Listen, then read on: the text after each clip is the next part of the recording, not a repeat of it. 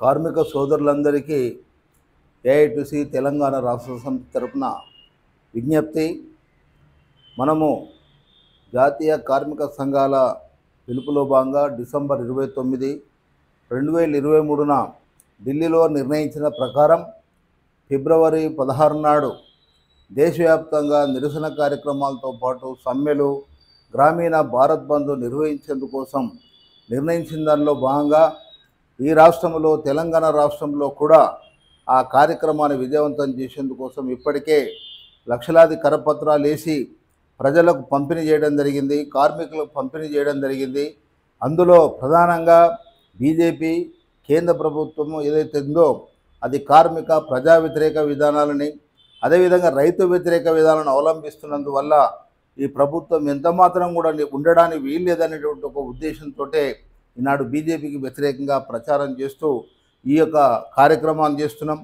అదే సందర్భంలో చూస్తే రైతులు అనేక పోరాటాలు చేసి సాధించుకున్నటువంటి 3 రైతు చట్టాలు వారికి అనుకూలంగా ఉన్నటువంటి వాటిని రద్దు చేసి వాటి స్థానంలో ఈ యొక్క వేరే చట్టాలను తీసుకొచ్చి కార్పొరేట్ శక్తులకు, పెట్టుబడిదారులకు మేలు చేసేందుకోసం ఈనాడు రైతు చట్టాలను కూడా తీసుకురావడంతో 13 నెలల పాటు ఢిల్లీలో పెద్ద ఎత్తున కూడా రైతులు లక్షలాది మంది రోడ్ల మీదకి వచ్చి నిరసన కార్యక్రమాలు చేస్తే నాడు మోడీ ప్రభుత్వం దిగొచ్చి దాన్ని అమలు చేయనని చెప్పేసి ఈరోజు కూడా అమలు చేసినటువంటి పరిస్థితి లేదు.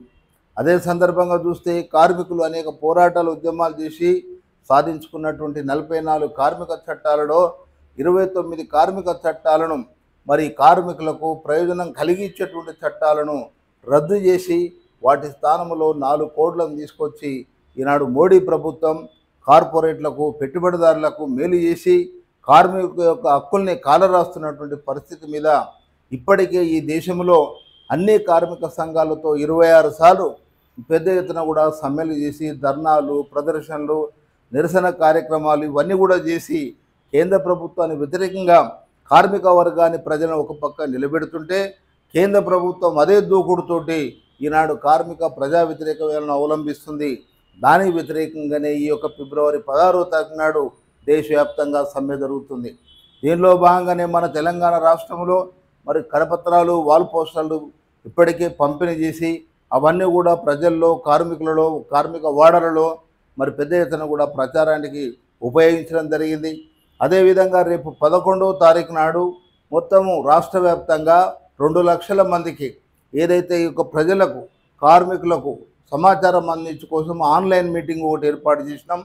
దీంట్లో ప్రధానంగా 16వ తారీఖు నాడు జరిగేటువంటి ఏదైతే దేశవ్యాప్త సమ్మె ఉందో దాన్ని విజయవంతం చేయాలని, ప్రజలు స్వచ్ఛందంగా పాల్గొని ఈ కార్యక్రమాన్ని విజయవంతం చేయాలని చెప్పేసి కార్మిక వర్గాన్ని, ప్రజల్ని కోరుతున్నాం. అదేవిధంగా రేపు వచ్చేసరికి రేపు మధ్యాహ్నం సుందరయ్య విజ్ఞాన కేంద్రంలో అన్ని రాజకీయ పార్టీలు, రైతు సంఘాలు, కార్మిక సంఘాలతో ఒక రౌండ్ టేబుల్ సమావేశం ఏర్పాటు చేసి దీంట్లో కూడా నిర్ణయం చేసుకొని దీంట్లో అందరూ భాగస్వామ్యం చేసేందుకోసం కూడా మరొక ప్రయత్నం జరుగుతుంది. కాబట్టి కేంద్ర ప్రభుత్వం దిగిపోతే తప్ప ఈ కేంద్ర ప్రభుత్వం పెట్టుబడిదారులకు మేలు చేస్తున్నందుకు వల్ల కార్మిక వర్గం తప్పనిసరిగా కన్నీరు వేయాల్సిందనేటువంటి విషయాన్ని మేము ప్రచారం ద్వారా పెద్ద ఎత్తున ఈ కార్యక్రమాన్ని తీసుకుంటున్నాం.